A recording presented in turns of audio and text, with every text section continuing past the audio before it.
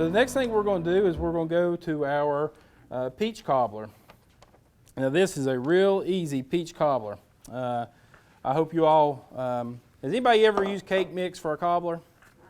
You have? It's easy. It's really a neat thing to be doing. It saves you a lot of time. You don't have to mix things up. This one, like I said, has a little bit of twist though because it has the cream cheese in it.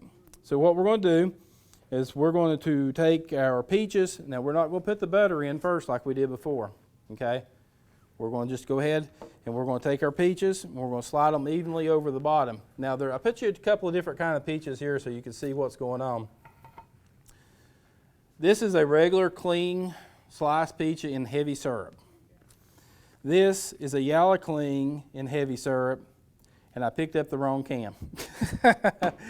This is supposed to be light. Okay, we sell the same size can down here. It must have been on the shelf with it. It's a light peach, okay? If you're watching your sugar, I want to show you that it doesn't have to all be about the sugar that's in it. You want to taste the fruit. That's what I believe when we're dealing with cobblers is you want to taste the fruit. So I'm going to go ahead and use this big can since that's not light. I was planning on using the light, but it doesn't matter. So we're going to spread this across the bottom of our pan. Now what am I doing different already than I did before? I'm not putting the butter in the bottom, and there's something else. Nope, I'm going to leave the juice on. Two things. I'm putting the fruit in first. Before we put the batter in first, and then we put the fruit on top of it with the butter and everything underneath, and we put so this is just a different way of doing it. The reason I'm leaving the juice in is this is canned peaches, okay? I'm not going to add any sugar in with it. If you're using fresh peaches, you take sugar and your water and you make what they call a simple syrup, and you add that to your peaches. But if you're using canned, you go ahead and you leave it in. I think it calls for about a cup, and that's about what's in this. So we'll dispose of that.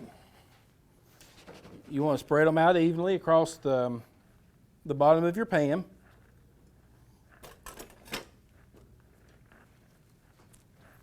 Making sure you got a real even. Everybody likes a bite of peach in their peach cobbler.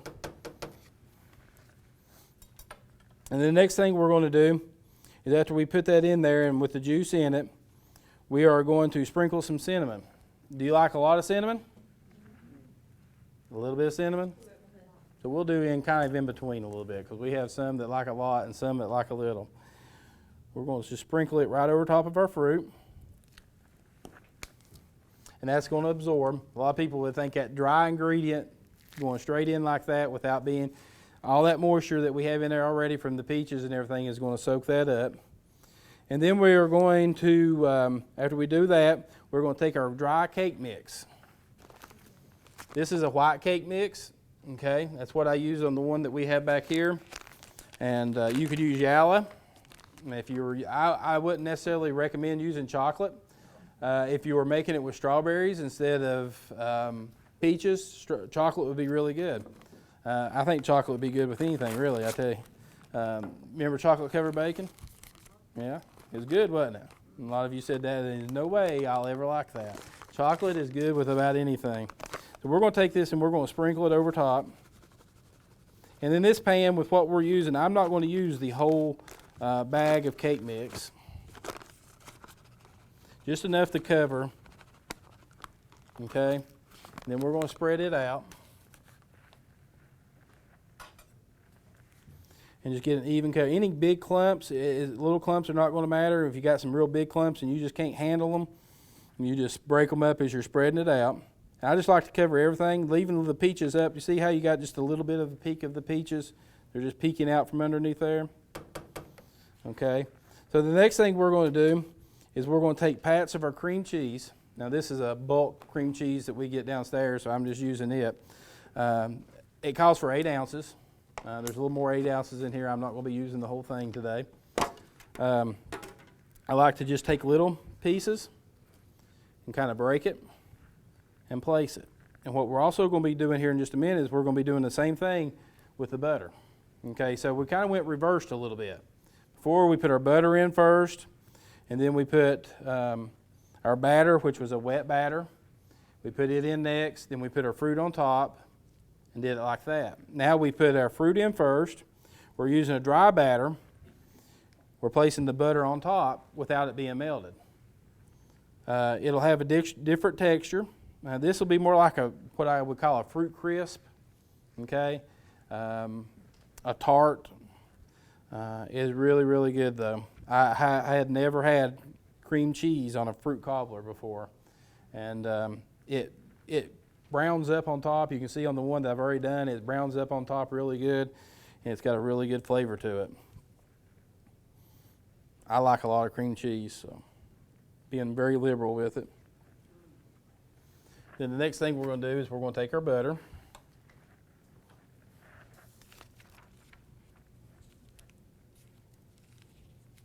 And this butter's been softened. Okay, you can put it straight out of the refrigerator if you want to, but you can tell that this has been sitting out right before you all got here. And I'm just going to take little pats of it and place it all over. Again, it's a little pan, so we may not need the whole stick. You got to take into consideration too when you're doing this in maybe a different size pan, it will rise. Okay, so if you're afraid it's going to rise out of your dish, put you a pan underneath it, okay, so it'll catch any of the drippings. Okay, so there's what it looks like before it goes in the oven. As much as I'd love to put that last little bit of butter in there, it kind of scares me a little bit, so I'm not going to do that. 350 degrees in the oven, just like our other ones. All three of these that we're doing today call for 350 degrees. So we're going to do 350 degrees in our oven. See if I've got a pan here. Practice what I preach, I hope. But I don't think I see one. Michael, where'd you hide the pans? One more place. Nope, so we're just going to be brave today. Huh? No, it's a hot plate we use. So we're going to try it. We'll keep an eye on it. We're going to place it right in. One thing I do want to show you, it's not done by any measure, but you can see how the batter has risen through your fruit, and it's going to continue to do that. You can see in places like right here and right here, it's coming up through the middle of it. So it will continue to do that.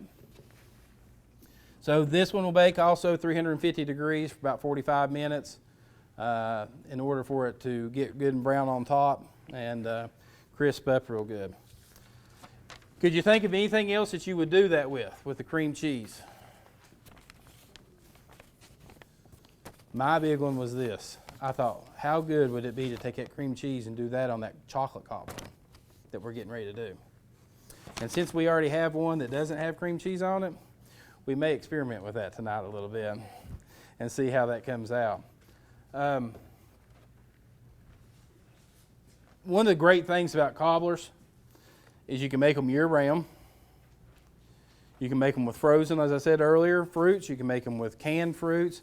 But in the summertime when you have fresh fruits, the Freestone peaches, oh, now I love them. And I will take them and just make a really good cobbler that way. Maybe make some peach ice cream, homemade peach ice cream to eat with it. And it's really good. It's just summertime. That's what I think of as summertime, is real fresh fruits. We go over in North Carolina and get, it's kind of ironic, I guess, to be saying this, but you go over to North Carolina to get South Carolina peaches. I guess you could go to South Carolina and get them too, but it's the closest place to us a lot of times. So we go over and we get them, and we bring them home, and I get sick of them for about a year because I eat so many of them at one time and everything. But peaches are really good. Probably one of the most popular cobblers, especially here in the store when we cook for our people. A lot of the groups that come in want peach cobbler or the mixed berry cobbler.